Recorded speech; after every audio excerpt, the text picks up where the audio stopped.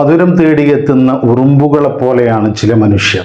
നമ്മളിൽ പ്രതീക്ഷിച്ച അത്ര മധുരമില്ലെന്ന് കണ്ടാൽ ഓടിയകലുന്നവർ, ഒരുപാട് കാലം കൂടെ നിന്നവർ, ദോഷവും ദുഃഖവും ഒക്കെ പങ്കുവെച്ചവർ, ഒരിക്കലും പിരിയില്ലെന്ന് നാം കരുതിയവർ, അവരെല്ലാം ഒരു നാളിൽ നമ്മുടെ ജീവിതത്തിൽ നിന്നും പടിയിറങ്ങും, ഒരു വാക്ക് പോലും പറയാതെ.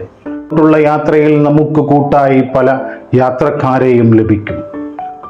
അവരും നമ്മളോടൊപ്പമുള്ള ഈ യാത്ര അവസാനിപ്പിക്കും.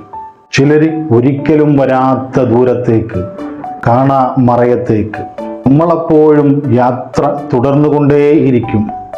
അപ്പോഴാണ് നാം മനസ്സിലാക്കുന്നത് ഈ ജീവിതത്തിൽ ആരും ആർക്കും സ്വന്തമല്ലെന്ന്.